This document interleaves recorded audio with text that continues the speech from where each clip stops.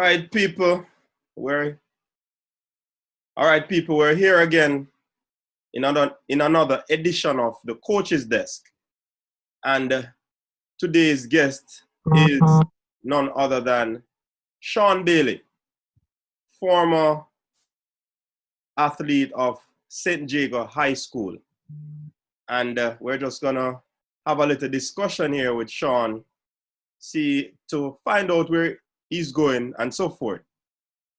But before we get into the discussion, I would like to thank you for all the viewers and subscribers thus far.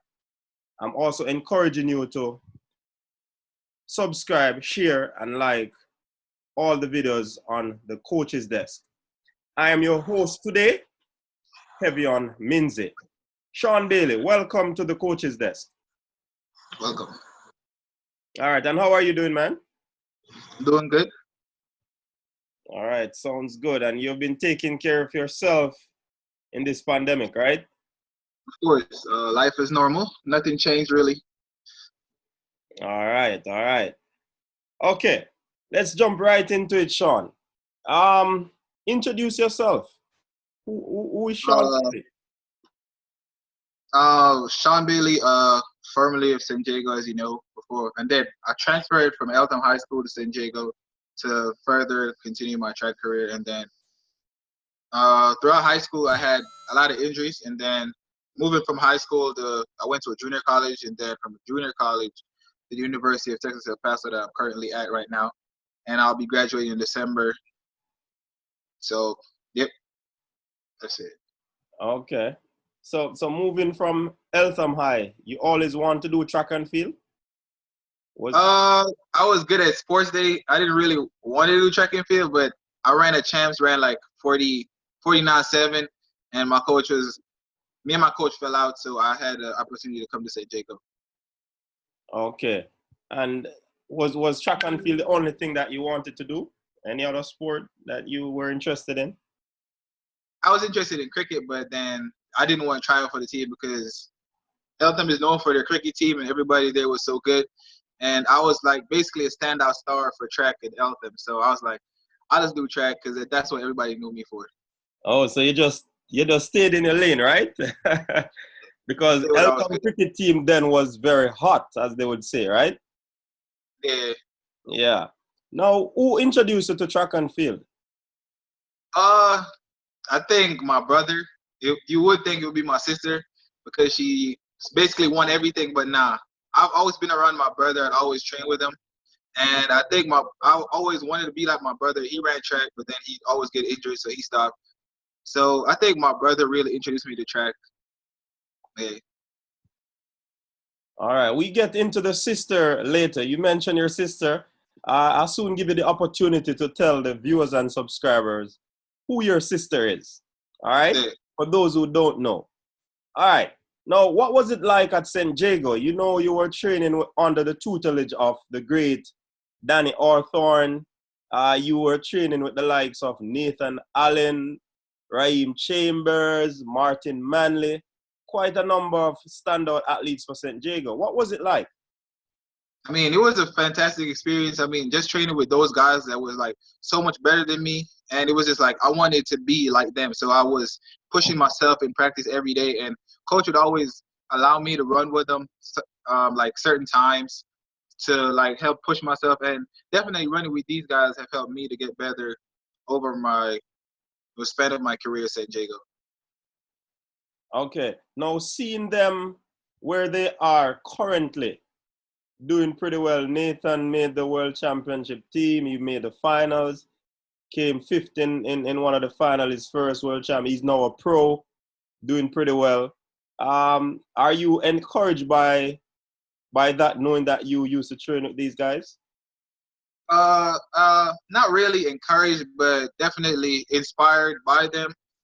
I think I just follow my own process, and how far I go in track and field really depends on me and not what somebody else has done. But definitely putting San Diego on the map and seeing that we all trained together in that year and seeing that they're all doing good is definitely something that's very inspiring. Okay, I like that. You're basically staying in your lane, as you said, because you're not really influenced by what they are doing. You just have your focus and you're trying to reach your goal. That's it, right? Yes. Definitely. That's a good one.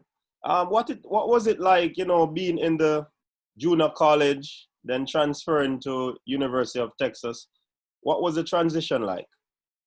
I mean, transition from junior college to university is different because in JUCO, I think the work that you get there is easier. Like the school work is easier, but then the training there at my JUCO was way different. I mean, we didn't have as much supervision. The program was way different from what I did in high school. In high school, we did a lot of running and stuff, but coming to junior college, it was more like my coach focused more on speed work. And I was in my mind questioning how fast I would run because I'm like, I'm not doing as much. But then over time, I saw that I was improving immensely, and that was different. And then it was just like from JUCO to university is like going back to high school where they do a lot more. But then it will take me time to adjust because last year I only PR'd by I want to say like 500 tenths of a second. And that was just because of the transition from like speed-based program to like strength and then speed at the end of the year. It was definitely a transition from work was harder, transition from practice was harder as well. And like we had more resources here at university that we didn't have in JUCO. So it's definitely better at university, but then if you don't have grades, you can always go to JUCO. Okay, so you like it there in Texas, right? Yeah, it's quiet. Okay, what are you studying? I'm doing BMS's what is it? I think it's multidisciplinary studies or something because you transfer from JUCO, you didn't really focus on a specific area. You were just basically doing classes to be eligible for D1. So they just put you in a multidisciplinary studies, yeah, course. So that's what I'm doing. It's like a variation of different, like maybe science or you want to do sociology, psychology, or whatever it is. You can do multiple different majors and minors. Okay, cool. Now you have been at the national trials before, right? Yeah. And what was that experience like for you? National trials. That was my first national trials was this last summer. I want to say yeah, last summer, and I went to national trials to PR, made the team. I got injured in the finals. When I came to Jamaica, I was sick, so I was like, I'm just gonna get it out of my mind. I was trying to go through the rounds. Went to the first round, felt good. Went into the semifinals. Semifinals were like finals. We had like top, like all the dudes that would have made the team was in my semifinals. The 6 guys out of my semifinals made the finals, and then 2 from the other heat. So semifinals was definitely a hard.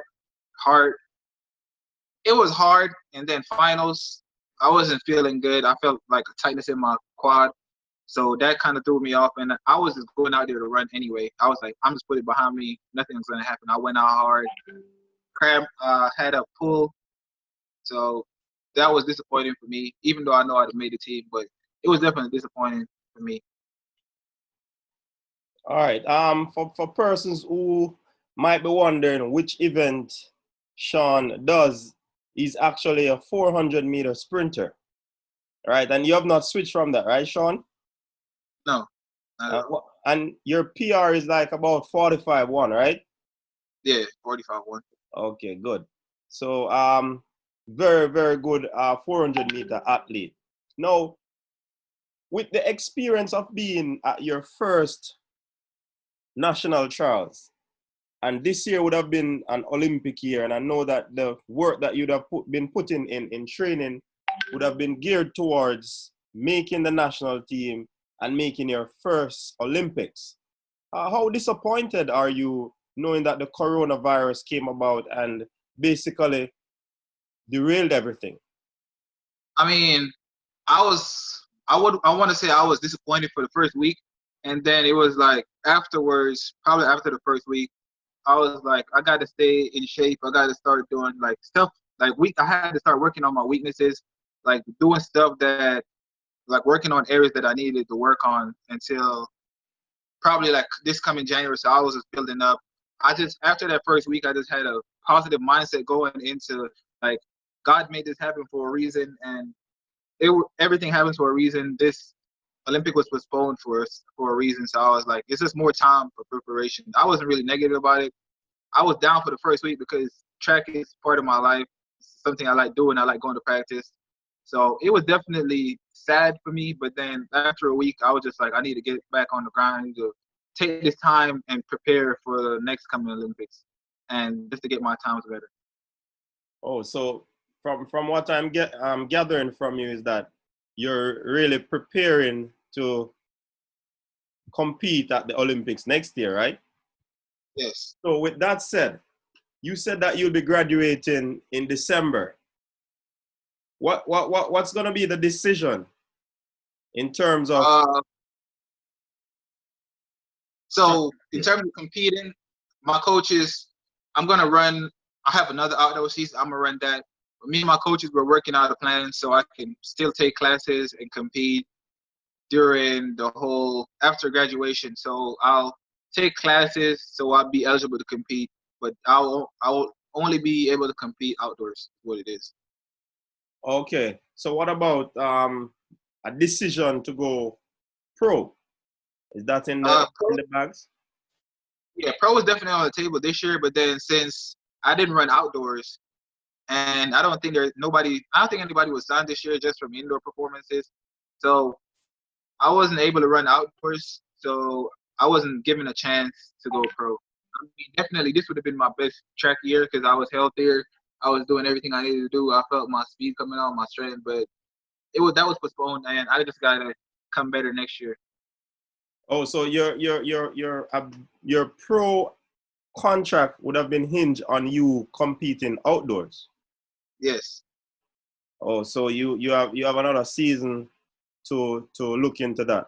But from what I gather from some of the athletes some would like to compete, but being able to get the rest in for 1 year, will that be some amount of advantage for the athletes or individually you?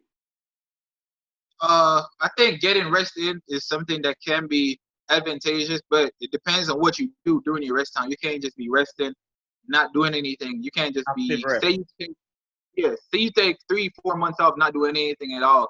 You have it as a vacation. That's going to derail your progress that you made. And then when you do start trading back, the progress that you had the following year, you're just going to go back to the same time. Say you ran like 44.3 the following year. You took 3 months off, and then you were training hard. You took 3 months off. You go back to square one. More than likely, you're coming back to run 44.3 again because you didn't improve. So I think it can be advantageous depending on what you do. If you're improving on weaknesses that you know, or learning to be more mentally ready, or learning about yourself, working on your weaknesses is how I see this rest going. If it's going to be advantageous to athletes. Okay, so it's definitely depending on what the athletes do throughout this period, because most athletes I know right now, they're still training, but not like the all-out training like they would normally do. Some are still doing the all-out training, but it's always good to get your active rest in, because if you go and just sit down, you might put on weight, you might lose a lot of shape. So it's important that you do your active rest. Yeah. All right. Initially in this conversation, you made mention of your sister, and up until now, it might be puzzling some persons who your sister is. Can you tell the viewers and subscribers who is your sister? Who are we talking about? Jamaican born sprinter, 100, 200 specialist, Veronica Campbell-Brown. She's won everything except for the 100 meters in the Olympics, but she's won everything else, World Youth, World Juniors. She has a lot of records leading up to those as well. So Veronica Campbell-Brown is my sister. All right, so everybody, now you know who Sean Bailey is, the brother of multi-championship winner, Veronica Campbell-Brown. And how has she influenced your career? I know initially you made mention of your brother because you would have been around your brother, but to have an influence, a figure like that as your sister, I know for sure there must have been some influence. Tell the viewers, how did VCB affect you being in tracks or influencing you when the bad days come on? How did that work? Definitely. My sister, I mean, my brother was the reason I got into track, but my sister, when I started getting into track and I started taking it serious, I started running some good times, she was the one that got me into junior college, and she was the one that told me that I need to come over here overseas and pursue my track and field career because I can take it further. And she'd always be there for me. She'd always give me advice on what I need to do and what she did as well to be successful. During the bad days, she'd always be like a tough mom. She'd always tell me that, hey, I need to do better than this because I'm better than this, and that I should always be looking to make progress. She's that tough mom. She's not gonna sugarcoat anything for you. And I think that really helped me to be a better athlete. She'd always tell me that you can do better than this. You need to do better than this. And I think that her, like from class one, like my second year, class one in St. Diego, she's been my main influence, like track and field wise. She'd always be there for me no matter what. Yeah, that's good. So VCB is the tough mom in your life. She doesn't sugarcoat stuff. That's pretty good. But what I want to ask you now, Sean, I have one of those videos on the coach's desk of, is it viable for Jamaican athletes to leave Jamaica, go to America on a scholarship, a track scholarship? Would you, because you initially said that VCB would have influenced you in coming over there to America because it will advance your tracks. So definitely VCB is one of them who sees student athletes coming overseas is a viable decision in terms of advancing them in the track and field arena. So do you believe, as one that would have gone to the system, basically you'd have gone to the junior college system, you have only a few months remaining in the university system, and Texas is a D1 university, right? Yeah. Right, so you'd have gone through all the pros and the cons. What's your take on the viability of student athletes leaving Jamaica to the shores of United States for a track scholarship? I think definitely it's viable. I mean, it's, to me, it's the best option because in my point of view, you're in Jamaica and you're training with say you're training with UTEC or you're training with UE or one of those track clubs, then you won't be able to get the resources unless you really have money. And sometimes the only way to get money, if you're training, then you got to work. And you don't really want to be working and then going to practice when you're tired, or waking up early mornings to go to practice when you're tired. Because unless you're running super fast out of high school that you can get a contract, then there's no way for you to have an income without working. So say you weren't one of them superstar athletes coming out of high school that you could get a contract. And those are rare. So going to college over here is basically you getting a free education, you get free meals, and you will be able to get money. And they have the best facility. They have better facilities than all the track clubs in Jamaica. I'm pretty sure. Like most universities have better track facilities than all the track track track clubs in Jamaica. So it's definitely a viable option. Definitely helps you to improve, and I think it's a way of athletes not being injured as well, because you have better medical staff over here to take care of athletes when they're injured. So definitely, I think it's a great. Right. That's based on your experience, Sean. Now, what about some athletes who would have been here in Jamaica, like the Shelley and Fraser Price, the Usain Bolt, the Asafa Powell? They stayed in Jamaica and they made it in track and field. What would be your answer to that for a student athlete who wants to make a decision, home or abroad? What would you tell that athlete? As I said, it all depends on your financial gains. I mean, Usain, I'm pretty sure had a contract right out of high school, so he was okay. And like, if you want to stay in Jamaica, then I just want to say that you got to make sure that you're well taken care of, because if you're going to be a pro athlete, you're going to need massages, you're going to need treatments, you're going to need, you got to be eating properly, you need supplements, and all those don't come free, because the coaches are not going to give you that. There's a certain amount of coaches that will do that, but they got to see a lot of potential in you to actually invest in you. And when they're investing in you, it's only for a limited amount of time, because they're not going to invest all this into you without getting something in return. So, I mean, Shelly Ann and Bold staying in Jamaica, I think they were invested into. That's why they're as great as they are. And I've seen this during high school. I mean, the athletes that get the most support from coaches, those are the ones that normally did better. All right. Thank you very much for that input, Sean. It was very good talking to you, my friend. I wish you all the best going forward. And in your track and field career, I know that you're going to do well, because I've seen the improvements that you have made over the years. But before we go, Sean, any last words that you want to share with us? Just to stay safe. I'm working hard, so you can look out for me next year. I'm doing my best. I'm trying to be a national record holder next year. You can hold me to that.